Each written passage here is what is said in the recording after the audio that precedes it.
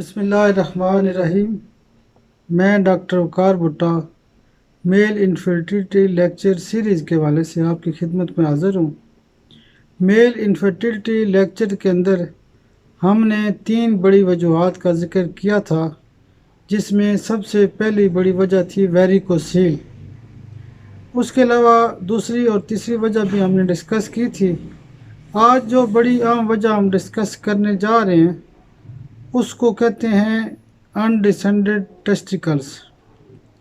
جب بھی کوئی بچہ پیدا ہوتا ہے تو ٹیسٹیز جو ہے وہ ٹیسٹیز کی جو تھیلی ہوتی ہے، خصیوں کی جو تھیلی ہوتی ہے، اس کے بجائے انگوائنل کینال میں پیدا ہوتے ہیں۔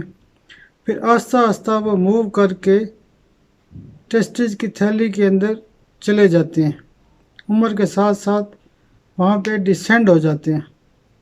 تو بعض اوقات جب انفرٹیلٹی کے معاملات ہوتے ہیں تو الٹرا ساؤنڈ سے یہ پتہ چلتا ہے کہ ٹیسٹیز جو ہے وہ انڈیسینڈڈ ہے، یعنی اپنی جگہ پہ موجود نہیں ہیں۔ ظاہر ہے جب وہ اپنی جگہ پہ موجود نہیں ہوں گے تو اس میں جو سپرم پیدا کرنے کا عمل ہوتا ہے وہ ممکن نہیں ہو سکتا، تو اس کو انڈیسینڈڈ ٹیسٹیز کہتے ہیں۔ اس کی جو بڑی بڑی میڈیسن استعمال کی جاتی ہیں ان میں جو ہومیوپیتھک میں خاص علاج موجود ہے، اس میں سفلینیم ہے، آرامٹ ہے، ٹیوبرکلینیم ہے، کلکیریا کارب ہے، پلساٹیلا ہے، اور بھی علامات کے مطابق مزید میڈیسن استعمال ہو سکتی ہیں۔ میجر میڈیسن یہی ہوتی ہیں۔ آپ میٹیریا میڈیکا کو الف سے لے کے یہ تک اگر پڑھ لیں تو آپ کو میٹیریا میڈیکا کے اندر جو بڑی ایک خاص دوائی ملے گی وہ آرامٹ ہے، لیکن میرے تجربے کے مطابق کلکیریا کارب، آرامٹ اور اس کے ساتھ ساتھ ایک اور دوائی استعمال ہوتی ہے، وہ تھائروڈینم ہوتی ہے۔ تھائروڈینم بھی ایسے کیسز میں بہت اچھا رزلٹ دیتی ہے۔ تو اس لیے مختلف کیسز آتے ہیں، چاہے وہ ایزوسپرمیا کا کیس ہو یا اور جنرل کیسز ہوں، تو اس میں ہمیں جب تک وجوہات معلوم نہیں ہوتی تو ہم اچھا علاج نہیں کر سکتے۔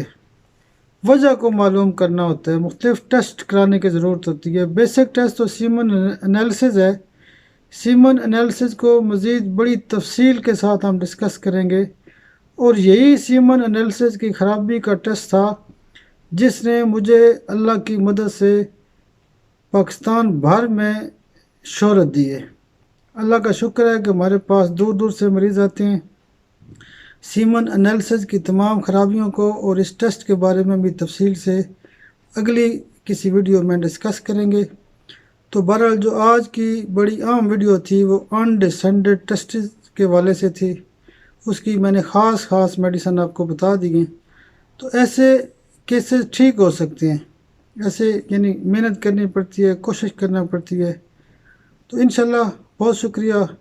آپ کو اگر کوئی بات پسند آتی ہے تو چینل کو کم سے کم سبسکرائب ضرور کیا کریں، تاکہ آئندہ یہ مسلسل چلتا رہے گا۔ اللہ پاک نے جب بھی ہمت اور طاقت اور صحت زندگی دی تو یہ ویڈیو آتی رہیں گی، انشاءاللہ مختلف ٹاپک کے اوپر آتی رہے گی۔ انشاءاللہ میل انفرٹیلٹی کے ساتھ ساتھ ہم فیمیل انفرٹیلٹی کے حوالے سے بھی لیکچر سیریز کا آغاز کریں گے۔